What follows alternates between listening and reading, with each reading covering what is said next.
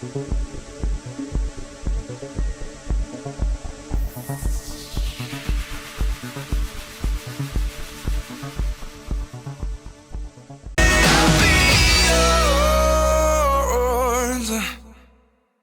जमशेद अपने head quarter में वापस आया तो वहाँ बताया कि एक लड़की को देखने गया था और वो आसाब ज़दगी का केस है जिसे वो फिर भी देखने जाएगा।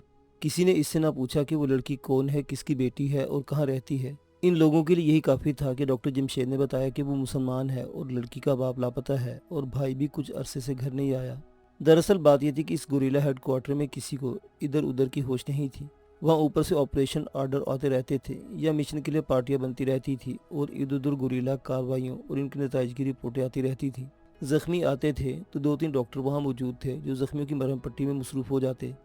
इस सूरत हाल में डॉक्टर जमशेद ने किसी से पूरी बात भी ना सुनी। शाम के वक्त डॉक्टर जमशेद फिर इस लड़की को देखने चला गया। लड़की की माँ इसे लड़की के कमरे में ले गई। इस वक्त लड़की सोफे पर बैठी हुई थी और इसके चेहरे पर ताजगी बल्कि कुछ बशाशत थी।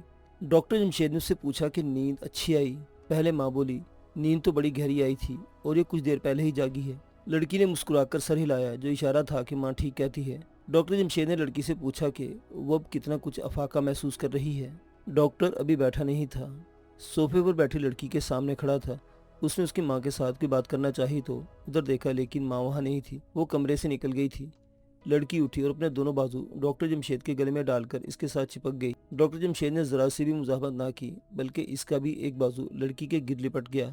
अपने जज्बात का इस तरह वालेहाना इजहार करके लड़की ने डॉक्टर जमशेद को बताया कि वो खासी बेहतर महसूस कर रही है लेकिन अभी कुछ बेचैनी सी ज़हन में मौजूद है और दिल पर खौफ सा भी तारी हो जाता है, लेकिन इसकी शिद्दत में कमी आ गई है। कुछ देर बाद लड़की की माँ चाय लेकर आ गई और उनके पास ही बैठ गई। चाय के दौरान लड़की की ज़हनी कैफियत और इलाज की ही बातें होती रहीं और इस दौरान डॉक्टर जमशेद ने देखा कि लड़की से जज्बाती सी नज़रों से देख रही है और डॉक्टर ने भी चंद मरतबा बेइख्तियार होकर लड़की को देखा और दोनों के होंठों पर तबस्सुम आ गया।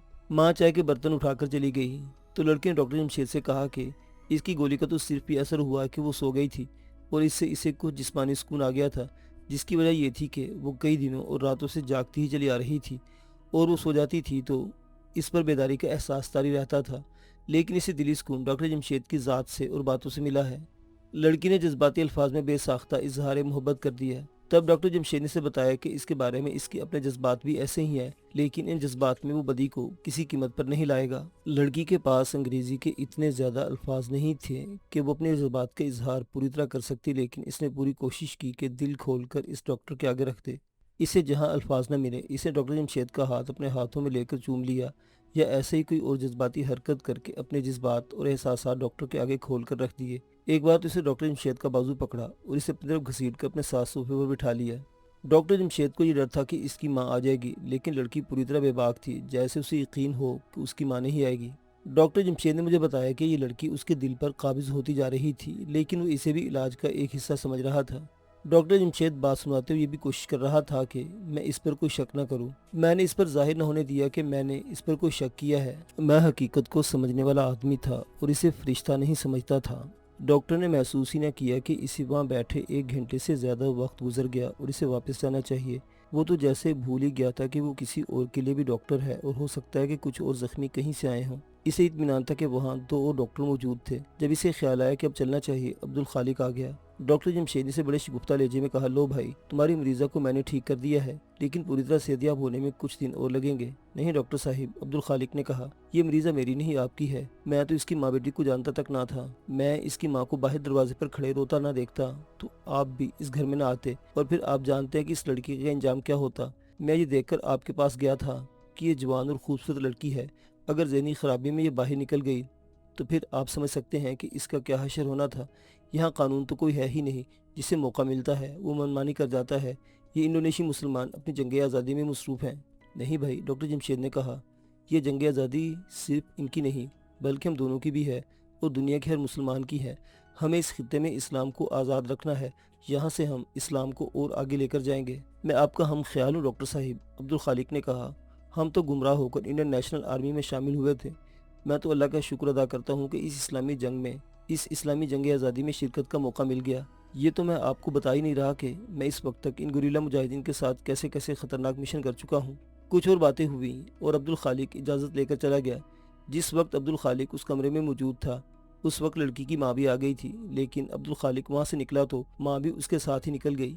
कुछ देर बाद डॉक्टर जमशेद ने नींद की एक और गोली लड़की को देकर कहा कि खाने के बाद पानी से ले ले, साथ ही से विटामिन की गोलियां भी दी। ये असाबी ताकत के लिए थी। वो जाने के लिए उठा तो लड़की एक बार फिर इसके साथ लिपट गई और इसे कहा कि वो सुबह होते ही इसके पास आ जाए। डॉक्टर वादा करके चला गया। अगली सुबह तुलू हुई तो डॉक्टर जमशेद ने जल्दी जल्दी नाश्ता किया और फिर अस्पताल में उन जख्मियों को देखा जो इसकी जिम्मेदारी में थे। फिर एक दो की पट्टियां बदलकर फारिग हुआ तो अपने साथी डॉक्टरों को ये बता के आया कि वो मरीजा को देखकर वापस आता है चला गया। अभी वो बाहर निकला ही था कि एक डॉक्टर दौड़ता हुआ बाहर आया और इसे आवाज़ देकर कहा कि वो जल्दी वापस आ जाए, क्योंकि कुछ देर पहले इत्तला आई है कि चंद एक जख्मी लाए जा रहे हैं।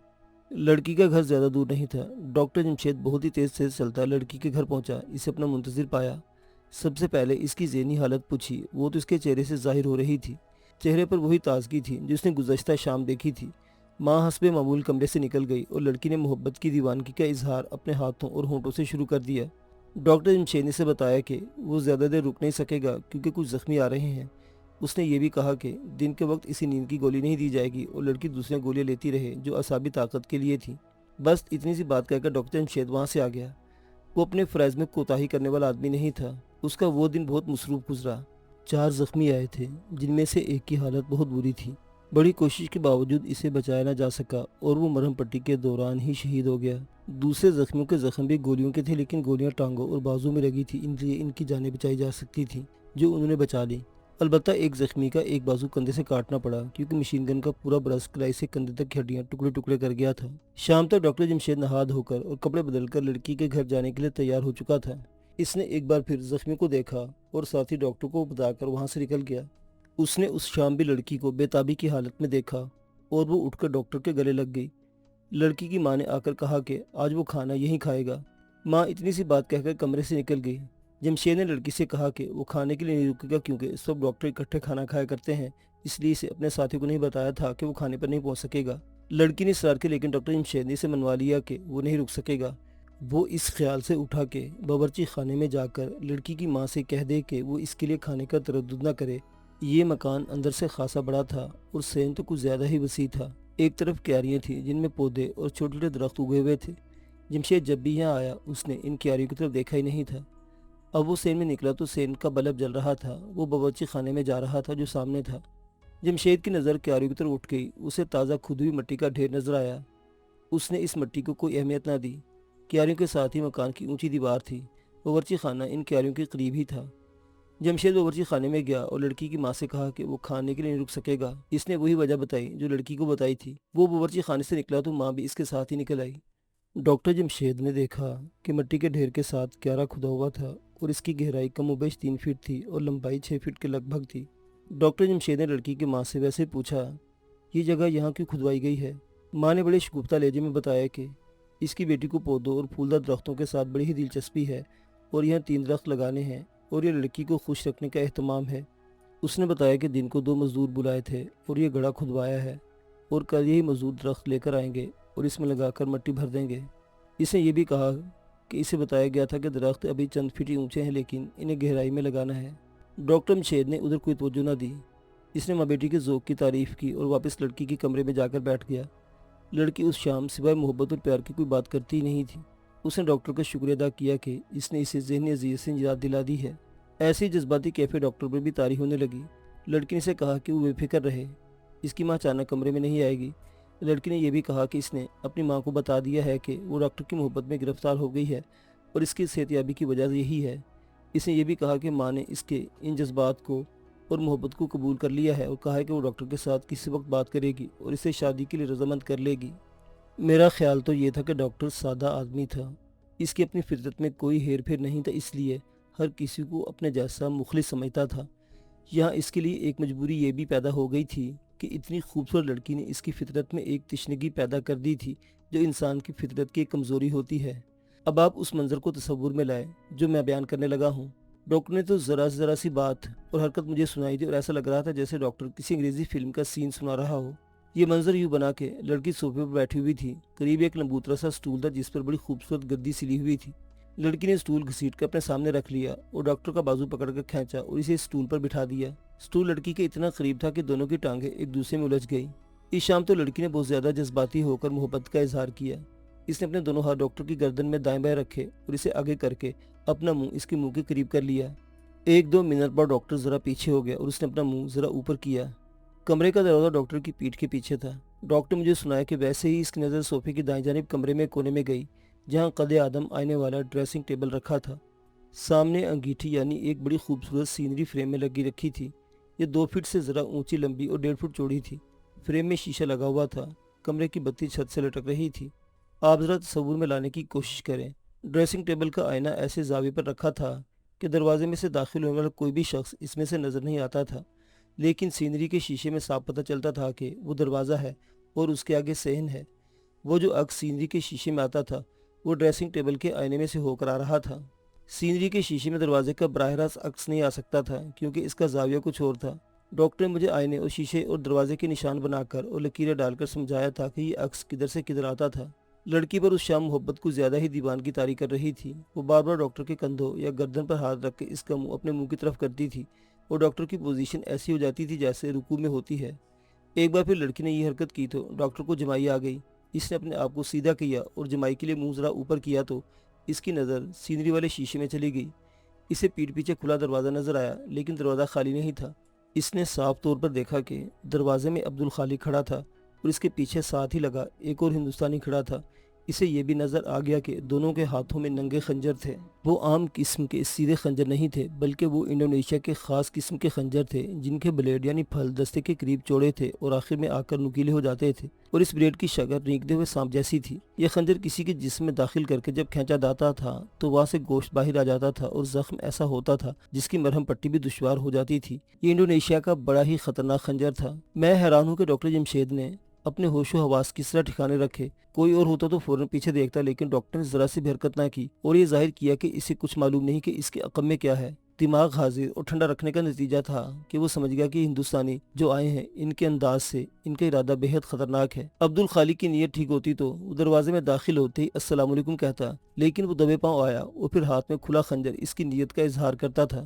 ڈاکٹر لڑکی کے ساتھ باتیں کر رہا تھا لیکن نظر سینری کے فریم کے شیشے میں رکھی۔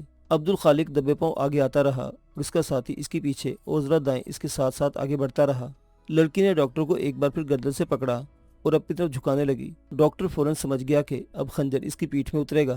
ڈاکٹر نے آگے جھکنے میں ذرا مزاحمت کی اور اس کے ساتھ ہی اپنے دونوں ہاتھ لڑکی کی گردن میں دائیں بائیں بڑے پیار سے رکھ لیے اور نظریں شیشے پر رکھی۔ خالق کا خنجر اوپر کو اٹھا اور جو ہی خنجر نیچے آیا ڈاکٹر نے لڑکی کی گردن سے پکڑ اپنی طرف کھینچا اور خود اپنے آپ کو سٹول سے بائیں طرف گرا دیا۔ خنجر ڈاکٹر کی پیٹھ میں اترنے کے بجائے لڑکی کی پیٹھ میں اس مقام میں اتر گیا جو شولڈر بلیڈوں کے درمیان ہوتی ہے۔ ڈاکٹر اسپرنگ کی طرح اچھل کر اٹھا۔ عبدالخالق تو سن ہو کے رہ گیا ہوگا، اس نے خنجر ڈاکٹر کو مارا تھا لیکن خنجر لڑکی کی پیٹھ میں اتر گیا۔ عبدالخالق ابھی جھکا ہوا تھا کہ ڈاکٹر نے اس کے بائیں طرف اس کے پیٹ میں نیچے ایسی کک ماری کہ خالق کے ہاتھ سے خنجر چھوٹ گیا اور لڑکی کی پیٹھ میں رہ گیا اور خالق مزید جھک گیا کیونکہ پیٹ میں ایسی کک شاید گھوڑا بھی برداشت نہیں کر سکتا۔ ڈاکٹر نے حیران کن پھرتی سے خنجر لڑکی کی پیٹھ سے نکال لیا۔ یہ خنجر اس نے خالق کو مارنا تھا لیکن اس کا ساتھی جھکے ہوئے خالق کے پیچھے ہی ڈاکٹر کی طرف خنجر تول کر آگے آنے لگا۔ ڈاکٹر نے ایک اور کمال دکھایا، وہ جمپ لگا کر خالق کے دوسرے پہلو کی طرف گیا اور پوری قوت سے خنجر جھکے ہوئے عبدالخالق کی پیٹھ میں اتار دیا۔ خنجر نکالا اور اس کے ساتھ ہی خالق سیدھا ہو گیا۔ درد سے خالق کے دانت بجنے لگے۔ ڈاکٹر نے پوری طاقت سے عبدالخالق کے سینے میں ایسا دھکا دیا کہ اس کی پیٹھ اس کے سینے سے ٹکرائی۔ پیچھے چھوٹا صوفہ رکھا تھا جس سے ٹھوکر لگی تو خالق کا ساتھی صوفے پر ایسے گرا جیسے بیٹھ گیا ہو اور خالق بھی اس کی گود میں گرا۔ ڈاکٹر نے خنجر پورا بلند کر کے خالق کی گردن کے قریب اس کے ساتھی کی ہنسلی میں اتار دیا۔ اس نے خنجر اوپر سے نیچے تک اتارا تھا۔ ڈاکٹر مجھے بتایا کہ خنجر کم و بیش 6 انچ جسم کے اندر چلا گیا ہوگا، اس سے اس کا جسم اور پھیپڑا کٹ گیا ہوگا۔ ڈاکٹر نے خنجر ایک اور بار خالق کے سینے میں کیا اور خالق خنجر کھا کر ایک طرف لڑکا تو ڈاکٹر نے خنجر اس کے ساتھی کی گردن میں شارک میں اتار دیا اور پیچھے کھینچا۔ اس کے ساتھی کا خنجر فرش پر گر پڑا جو ڈاکٹر نے اٹھا لیا۔